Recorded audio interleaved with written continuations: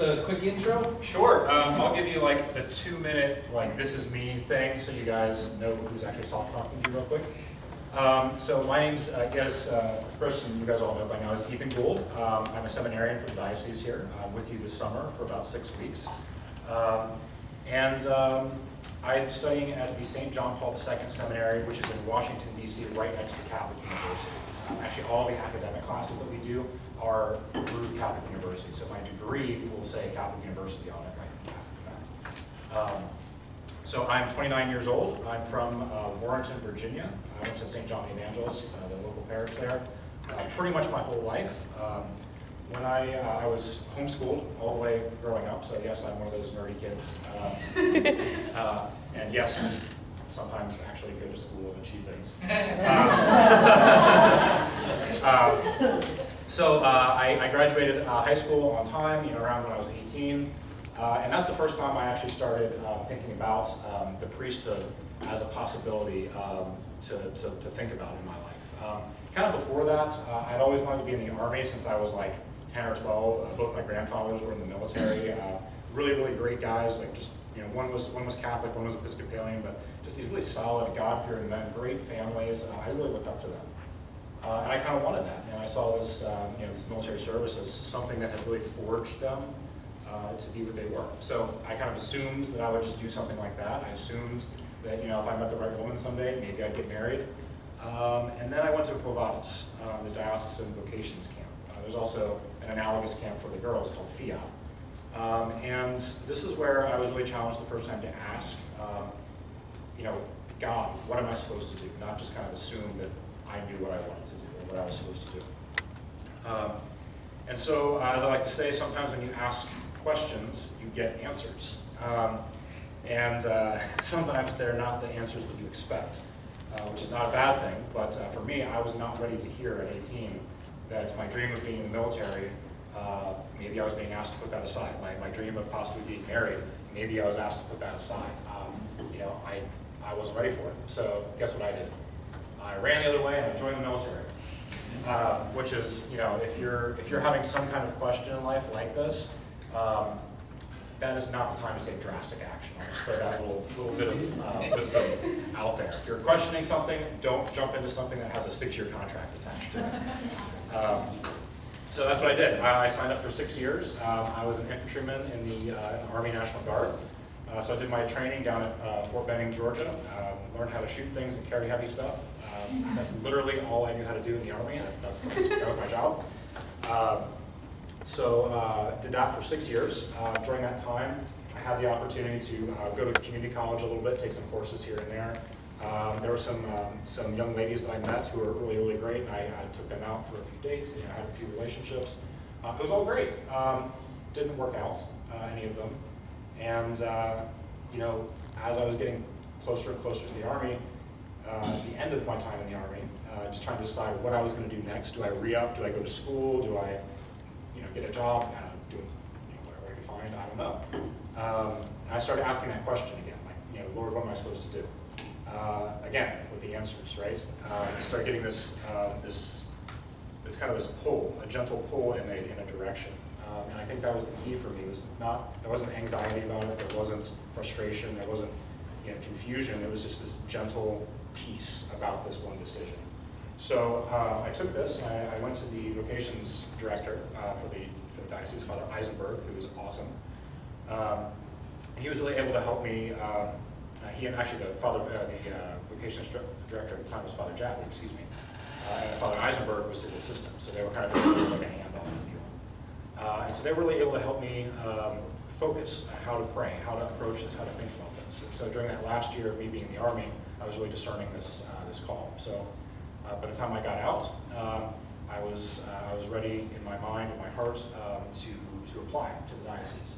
And so I did. I filled out this giant, huge application, like you have to tell your entire life story, all these crazy things that you've done, and what you think and what you know about the faith, and it's really, really cool. It takes a long time, but finally got through it, and thanks be to God, Bishop Burbidge accepted my application in June of 2018, and at that point, 2 months later, I went off in August to the St. John Paul II Seminary, and I've been there for the last 2 years, learning philosophy and theology and receiving formation and trying to give these years to God as I discern whether I am indeed called to the priesthood. So that's my background for you guys. If you have any questions on that, please feel free to throw them out here as we go. I think otherwise, as Chris said, we're just going to do the basket, right? Yeah. Okay, great. So let's go with the first one here. All right, we're going to pick one. Good. All right. Are tattoos/piercings acceptable in the church? Interesting. All right. Who here has tattoos and piercings? Anybody? If you don't. Yeah. Okay. Cool. So I'm happy to tell you that you guys are not damned to hell for having tattoos. So good news, everybody. You're fine. I would say, personally, I don't have any tattoos or piercings. That's a choice that I made. That's my personal inclination. Is not really towards those things. Those who do have those are fine.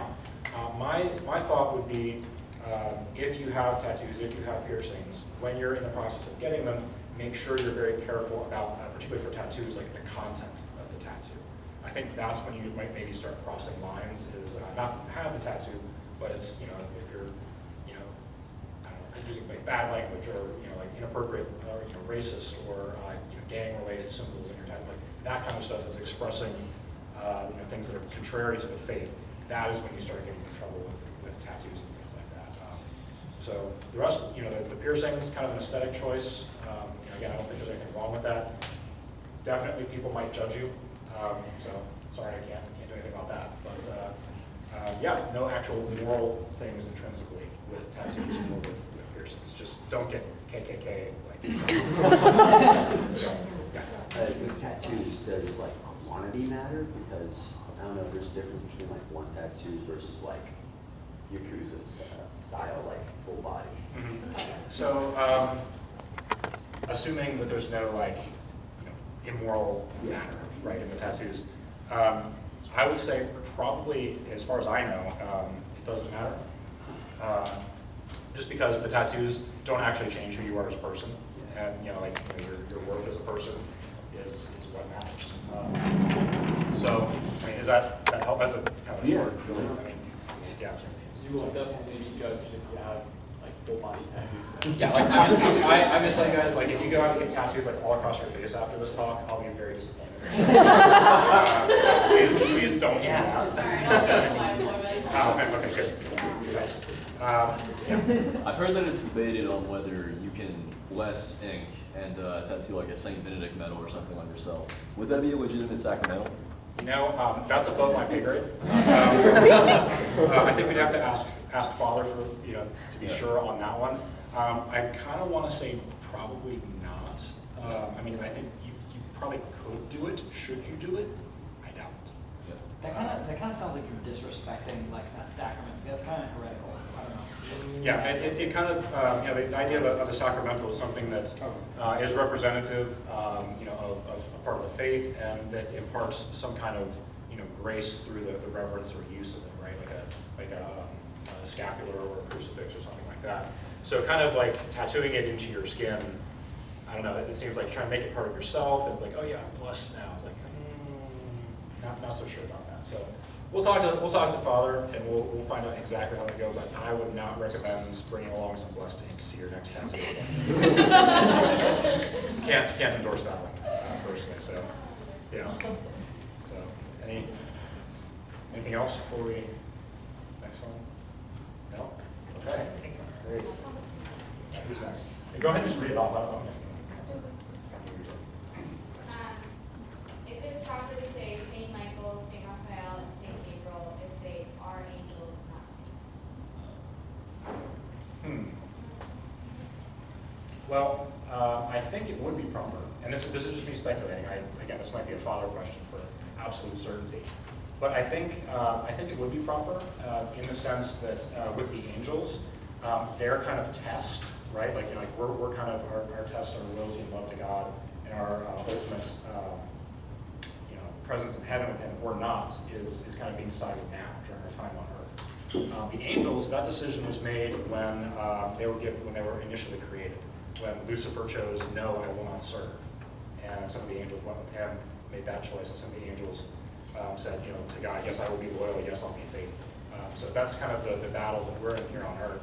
And I think that's the battle that the angels kind of had in the initial moments of their creation, right? So I would say that in the sense that, humans, right, who go to heaven and can be then called saints, we can probably call the angels saints. So we probably could, because we also say that Saint Michael the Archangel, because Saint Michael the Archangel defends in battle, and he's an angel, and we also say he's a saint as well. So. Right, exactly. So I think the reason we can call them saints as in these prayers is because they've kind of met their test. They're there with God in heaven. They're choosing that choice. So then, I guess, is the definition of a saint someone in heaven? Is it would it be a human in heaven? Or because then you could, I don't know. Right. So again, I have to tell you, I'm not sure that I know the exact answer to this, but if the church is calling St. Michael a saint, then it seems that they're expanding the definition of saint beyond just humanity. Yeah. I don't know what does that mean. Right. So I think the ultimate thing to take away here, the commonality, as I see it, would be that they were the ones who succeeded in following God's will and are now with them in heaven. So I think that seems reasonable to me. Again, some of these we might have to make a little note to ask Father, but that's the best I can do on that one right now, I think. So yeah. I was just saying, if you want to debate semantics, you could make a case that going through French and Latin roots, the root words of saint in our language is kind of meant holy originally, which would of course apply to St. Michael. Right, exactly. So, no, it's a very good point. So, I like it. Like a random card?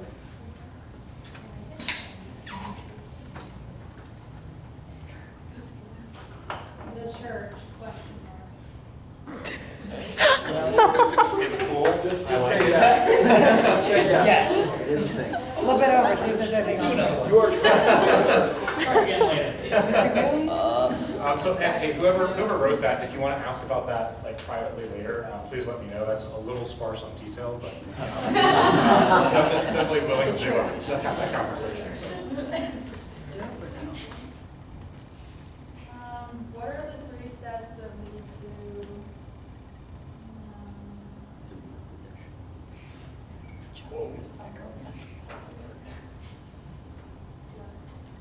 Oh.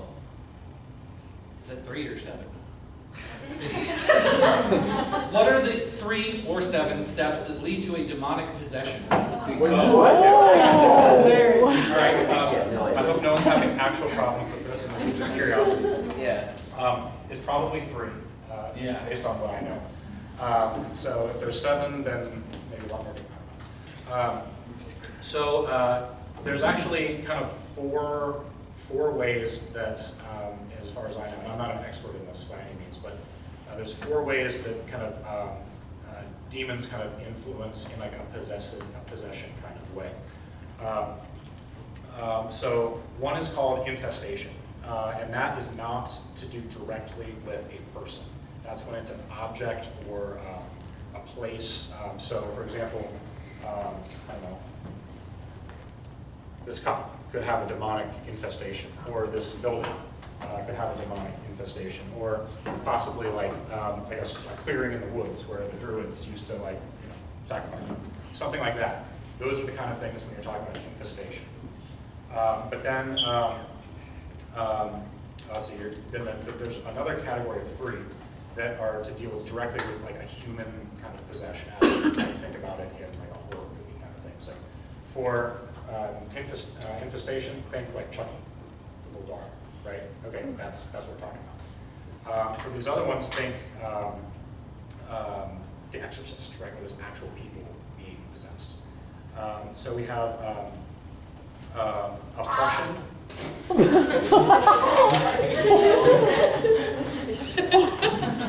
So we have oppression, obsession. Wait, no, the other way around. Obsession, oppression, and then actual possession. Those are the 3 steps. And so these are just varying levels of interest and influence that demons have over us. That kind of influence can come in a lot of ways. A really common one that I've heard a lot about is messing with Ouija boards, right? Like that's a really, like if anyone, you guys are all either in college or about to go to college or something like that, if anyone's messing with Ouija boards, just leave, just do it. Like trust me, it is not a good idea. This is a way of inviting demons into your life by kind of giving them, I guess, a kind of credence or authority that we normally would reserve for God. It's by saying, I'm going to rely on your power, not God's power, to exercise influence in my life or for me to give credence in life. Particularly, you can also have this through like palm readings or psychics. Certain ones are just making things up. Some of them are actually using some kind of demonic, satanic influence there, and you just don't want to play games with that. So these varying levels, as you can kind of hear, oppression, obsession, and possession, right? They kind of like, the words themselves kind of blend an intensity, right, set to how the demon is interacting with you. So the first two, you might just have a lot of temptations, in escalating ways. Like, so all of us have a particular thing that sometimes we struggle with, and these demons are working very hard to find that and kind of push those pressure points to make sure that we're in a state of sin, hopefully mortal sin for them, because if we die in mortal sin, they've won, right? They get our soul. And so that can escalate all the way up to possession. And possession is distinct from the other two because this is where you may actually lose control of yourself. You may not know what you're doing. You may be doing actions, and you kind of like come back to consciousness later, and you're like, where am I? What have I done? Why is there, this broken stuff all over the place? That is very, very extreme and doesn't happen too often, but it does happen.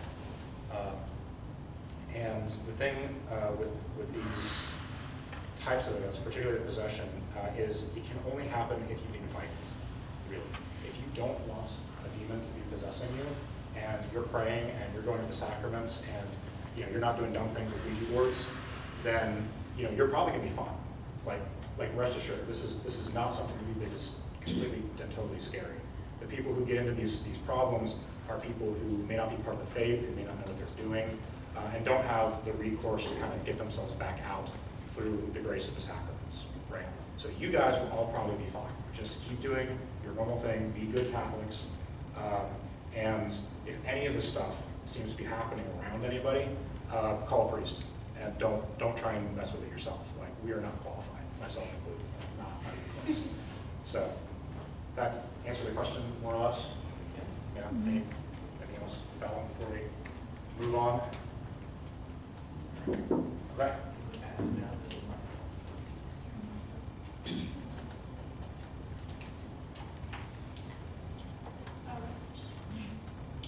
This is 2 questions. So, Okay. adoration questions. I've heard that sometimes the devil is more afraid of the Virgin Mary than Jesus Christ. What would you say about it? Or what principles of our faith would you say that you are required to know? Required to know. Interesting. Okay. So we'll do the first one first. I might have you remind me of the second one later. The first one, when the devil is more afraid of the Virgin Mary than God or Jesus. I'm not so sure if that's true. It's God has this ultimate power. I do think out of everyone besides God or Jesus, that Mary is probably the most feared. And I think you could even make the case, maybe there's some confusion on that first question in the beginning, because Mary is the ultimate intercessor. And I think that is where that fear on the devil's end lies. I mean, how many of you guys, if your mom or your dad asked you to do them a favor, like how many of you guys would be like, oh yeah, sure, no problem, right? That's the kind of relationship that Mary has with our Lord. And we see that because his very first miracle, the start of his miraculous ministry, was at the wedding of Cana. And it was at the request of the Blessed Mother. She was the one who got him rolling, as it were, with the miracles. So I think why Mary is such a powerful intercessor is this close relationship, this mother and son relationship with the most powerful, the divine. Does that kind of make sense? Any further clarification here on that? So I think that's why. So out of all the intercessions in the, like for example, the rite of exorcism, since we're just talking about that, one of the primary intercessors is the Blessed Mother. So, I actually have heard priests who are exorcists, they've said that whenever when they're trying to do an exorcism and get a demon out, this doesn't happen a lot, but whenever Mary shows up, she doesn't even need she'll show up and then they'll leave like immediately. She doesn't even need to like talk. exactly. Yeah, it's just, she's just, like, if you guys, want a reason to pray the rosary, like, this is why. Like, Yeah. she is probably the ultimate intercessor. I've also heard that, I think maybe not fear, but maybe I'd say Satan hates the Blessed Virgin Mary That's true. a little bit more than Jesus. Lucifer was like the prime, top of the chain, like most beautiful creation. And then he screwed it up and fell. Mary is this creature on earth that was created by God, and all of a sudden she humbled herself and now is like queen of heaven. He despises her because of that. And it was in the choice to serve. Back to that non-serving thing we talked about earlier, where Mary can make this choice that Chris is telling us about, where he would not, is just despicable. So, yeah, lots of reasons. So Mary's good to have on your side, guys. What was the second part? What principles of our faith would you say that you were required to know? Oh, okay, interesting. 10 Commandments, good start, right? This is kind of like not the total extent of our moral guide, but it's the basis for everything. So if you can know the 10 Commandments and then some of the logical progressions out from certain things, that is a really good step to being able to stay kind of in the between moral lines, right? I think we need to know there are I guess the 5 or the 7, depending on which version you want to use, precepts of the church that basically guide us on what responsibilities that we have to the church. So things like we have to receive communion once a year, we have to go to confession. I think that's once a year as well. This is recommended. We're supposed to, you can get a dispensation for this, but one of the old ones was you're supposed to marry a Catholic because the church takes it really seriously that we're practicing our faith. I can tell you, my dad is not Catholic, my mom is. It's really, really hard to have kind of a split in the family. Now my family was raised as Catholics. My mom did a great job with that. My dad was supportive to an extent, but he never really participated. Again, he's not Catholic. So as far as example goes, that can be really hard to overcome in some families. And I mean, honestly, like it's just lucky, I think, that things played out the way we did, and our circumstances happened to work out. A lot of families, it's really, really difficult, and you don't get the opportunity sometimes to maintain that Catholic culture. So I don't know how my mom did it. I really don't. There are things like this that the church recommends and requires for us. Attending Mass on Sunday, that's one of the commandments. It's also a precept of the church. So you can look those up later. Just remember, 5 precepts or 7, depending. There were 7 before the Vatican II, and then they condensed 2 of them back into 1. So they made it all nice and neat. So 7 precepts of the church, 10 commandments. Some of the supporting things like your act of contrition, Lord's Prayer, stuff like that you really should be knowing in order to have a good daily prayer life. That's really good too. It also, not a requirement, but it also wouldn't hurt. Everyone should have a patron saint from their confirmation. Also a great way to kind of bolster the life there as well, is rely on that saint. That's literally what that person was given to you for in confirmation, is to give you a particular intercessor. So I think knowing those things is a really, really good start.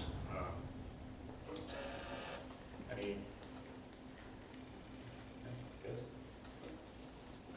Okay, awesome.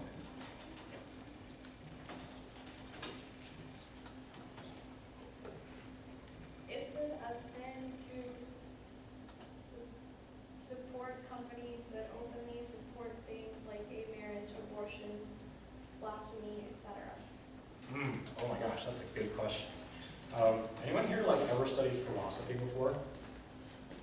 A little bit? Okay, great. So this is going to be like a philosophy heavy kind of question. So it's a reasoning kind of like, what are the ends? That's what we have to ask. So these companies are selling you a product, right? So someone give me an example of some place. It doesn't have to be an actual place that sells and stuff. But Starbucks? Okay, so, okay, why do you go to Starbucks? It's just like the one that's Okay, who goes to Starbucks? a good example is Chick-fil-A because they were accused of like, last semester, I think they went through, like people accused them of supporting, like switching who they supported, and then they were supporting like, I think, questioning things that we don't support. Well, okay, well, Chick-fil-A go to Starbucks, just they like the coffee, right? Okay, and you go to Chick-fil-A because That's good. you want a chicken sandwich, right? Okay, so when you're going to patronize these companies, you are paying them to get your chicken sandwich, to get your coffee, right? That is your motivation. That is kind of the extent of your moral focus for giving them your money. You're giving them your money in exchange for the service that they're providing you. So if that's all you're doing, and this company takes $1 out of the $7 you pay for your sandwich meal, right? And they give it to, I don't know, any group, something that supports, like a LGBTQ cause, right? You don't have any control over that, right? All you've done is go there and buy the sandwich, right? Your intent is to buy the sandwich, not to support the cause, right? So the final cause of you guys giving them money is to obtain the sandwich, right? So you're not morally responsible for what the money that you pay them does after you give it to them, unless you give it to them specifically for the cause that they're donating to. Does that make sense? So if I give Joe $1 to go buy ice cream, and and I know that ahead of time, I'm morally endorsing him buying ice cream. So if I give him $1 for lemonade, and then he goes and buys ice cream afterwards, I don't know what he's going to do with that $1. It's not my responsibility what he's going to do with that $1. So that is kind of the principle that we talked about in some of our philosophy classes, and morals classes. As far as this, it's definitely, for me, since we know what they're kind of doing, it's definitely a rocky subject. It can seem like you're supporting it. As long as that's what you're doing, as long as you have this particular end of, I just want a chicken sandwich and I want to enjoy it with my friends, then you're probably going to be fine. If you're going somewhere particularly because they support that, and you want to give them your money, then you're a little more complicit in what's going on, because your end is to not only get the sandwich, but to support what they're doing. Does that make sense? Does that not make sense to anybody? So this sounds to me kind of like the argument where a homeless dude comes up to you and asks you for money. You should give him money because you're not responsible for what he does with it afterwards. Right. But then would I guess would a degree of prudence also play into that? For like, according to your judgment, like I might want the sandwich, but I might also not agree with the cause. Yeah, absolutely. I personally think that in a way it's kind of hypocritical for Catholics to say, oh, you shouldn't buy this Chick-fil-A sandwich now because they support this. Because 8 seconds ago we were saying, why do you care that Chick-fil-A isn't donating to LGBTQ causes? It's you're buying a sandwich, so it seems to me like. Sure, yeah. No, that makes a lot of sense. It's a really good analogy. I think those are very similar things. And I think a lot of people will give to homeless folks for that very reason. Maybe they're going to use it for something wrong, but what if they're the one guy who uses it for something right, and they go on to make a good choice in spending that money, and that helps them to turn their life around somehow. There was one guy, I forget, I read a story somewhere. I think it was for a social justice class. The guy's class might be getting me. This guy, it was a homeless guy at a gas station, and he ran into this EMT. She was a paramedic working on an ambulance. They stopped for a snack or something like that, and he needed $7 in order to get, I think, like a license back or something like that. So file paperwork to get his license back in order to be able to get a job, to drive a truck, to support himself. And this person took a chance that he wasn't lying, that he wasn't just trying to get money for a drink or for drugs or something like that, and gave him the $7. And then 20 years later, they ran into each other at another place. I'm not sure if it was the gas station or not. That'd be too cliche, I think, in my mind. They ran into each other, and he's like, yeah, no, that $7 changed my life. I took that $7 and I did my thing with it. I got a job, and over the next 3 years, he got himself back to a stable position, and he was able to do it. So I think there's definitely an element of prudence involved. If there's somebody who's just like drunk as all get out, like asking you for money, maybe that's not the person you want to give the money to, or maybe that's not the time to give them that money. Maybe they won't make a good decision while they're inebriated, right? But maybe another time it would be okay. So again, I think even if you were to give that money to the person and they went and bought drugs with it, you're not necessarily responsible for it, unless you're trying to help them get drugs. Don't do that. So, is it still, like, regardless of your legal responsibility, is it still a better idea to avoid businesses that support bad causes because you don't want to, I don't know, because you don't want to facilitate it in any way, or similarly, is it still a good idea to, give homeless people, have like a bunch of gift cards in your wallet for like food that you could give to homeless people to ensure that they're not going to spend it on something stupid? Like, is that still a prudent idea, or should you just do it because you're not really culpable for what's happening afterwards? sure. No, I think all of those are great ideas. I think if anyone were to do any one of those things, it's not a problem at all. If you want to keep some gift cards in your wallet, just in case, that makes you more comfortable with how you're going to spend the money, that's a great idea. It allows you to still give and be charitable, while at the same time kind of being more comfortable with your own conscience, right? If you have like a hang up about, like, I don't want to spend my money here, don't. That's your choice. Like, that's up to you. It's not, morally wrong to make that kind of call. I would say that if there's like a bank or a company like that that's offering you like a loan for like student loans or a house or something like that, that has a much better rate, but they support something negative, then you shouldn't go with something that's going to cost you way more money in the long run, just because they happen to support this one cause with like 0.00002% of their overall company income. That's the kind of thing that you should be free to make those decisions if it's going to cost you like $20,000 more on your house or your interest or something like that. But if you want to, you can seek out the other company that would allow you to make the choice that you want to, if it doesn't cost you too much more. So that's kind of where that prudence comes in. It's like, you're as long as you're buying the services for the services themselves, then you're probably fine. So. I was just gonna say, like, the gift card thing, maybe like that's a good intention, but if homeless people want to find a way to get drugs or alcohol, they're gonna find a way, even if you give them a gift card. They'll trade gift cards with another person who's going to use it for good, and they'll get another one. So, I mean, by restricting their ability to, let's say this person asks for $5 and you give them a Subway gift card, but they need those $5 for, cough medicine or something that's gonna help them, like, get through the day. Like, that's kind of restricting their ability there. It's just like, just give them $5 and get those. Right, and that's certainly something you can factor in. Again, like there's a level of discretion and prudence here that is up to the individual. Just know that if you're buying your chicken sandwich or your coffee, or giving them a gift card or not, you're going to be okay. Like, you're giving it to them with good intention, then I think you're going to be all right. So, any further clarifications? No? Okay, who's next with our basket over here? How can we live our faith outside of church? How can we live our faith outside of church? Wow, okay. There's a lot of contexts for outside of church.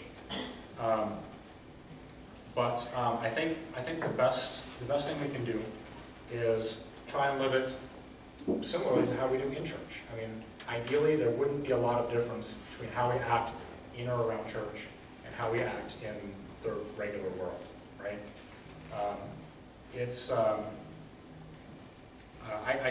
I find questions like this kind of interesting sometimes, because it seems as if like there's like two of us, and there's like our church part and our not church part, or there's like what we do in church, and then there's the rest of the world. And I don't know that that's what the church really envisions for us as Catholics. I think they want us to take who and what we are and the grace and the blessings that we're offered through the church and to take those out into the world where people who are not part of the church can benefit from them as well. Usually when God gives us a gift or a grace of some kind, Nurse Petrella, if you are in the building, if you could stop by the office. Nurse Petrella, if you could in the building, if you could stop by the office. Thank you. Usually that gift is meant in some way, not just for ourselves, but to help somebody else.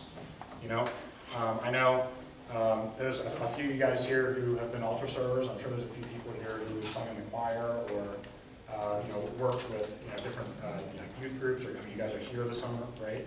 So you're doing this stuff, yes, partially because maybe you have a gift and you enjoy utilizing that gift, but that gift is also in service to other people at that point. When you're an altar server, you're helping the priest to celebrate Mass more beautifully. When you're singing as a cantor or part of the choir, you're helping to beautify the Mass through the gift of your voice. When you're here, using your experience and your talents and your education to help these younger children to have a good time in the summer, to maybe learn something, to grow in their faith. That is all something that you guys enjoy doing because they're your gifts and talents, but they also directly benefit other people when you utilize them. So I think we should approach the gift of our faith, the gift of the church to us as members of that church in the same way, and try and take that gift out into the world to other people in the same way that we receive it.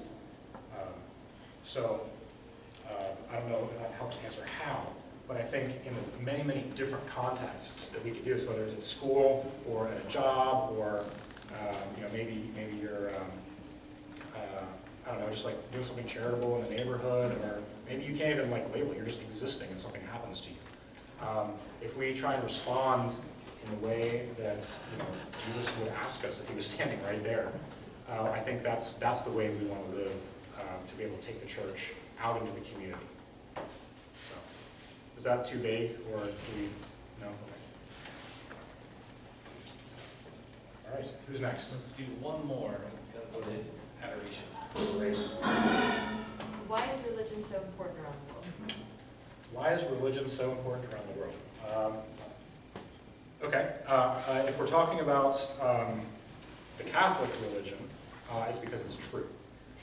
If we're talking about all religion, then I think that all religion is important because everybody is made in the image and likeness of God, and there's something within us where we know that, like those intrinsics, like murder is wrong, right? Stealing is wrong.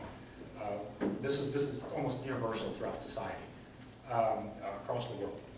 And I think when we look around the world and see these hundreds of religions that people are willing to live and die for, that there's a part of us that knows that there is a God, that he is higher, and we are meant to live for that. I think, obviously, I hope you guys do too, that the Catholic faith contains the truth, the full truth of God and how we're supposed to live for him and how we can come to live with him forever in heaven. But I think we all as humans recognize that there's this truth, there's this intrinsic quality to us, and I think we would say as Catholics it's because of that image and likeness of God that has shaped each and every one of us. And so I think the secondary point to that too is most people are trying to find truth, and they see that religions contain the truth. If we know the Creator, we can then further understand everything around us, everything that he's done for us, right? So it's kind of generic, it kind of applies to all religions, but I think we really experience the fullness of this in the Catholic Church. We have, literally in the Eucharist, we have our Lord. We get to receive him, we get to be with him, and we get to have this personal relationship with him. And it informs everything we do, science, business, family life. It shapes the world. So this is I think the goal of religion is recognizing that everyone in the world recognizing that there is, yes, some kind of higher power. Yes, that truth will be able to make us better, and it's worth seeking. So again, that's a very general question, so you get a very general, like, pantheistic sounding answer. But I think that's why it's important, is that, you know, our faith is the truth.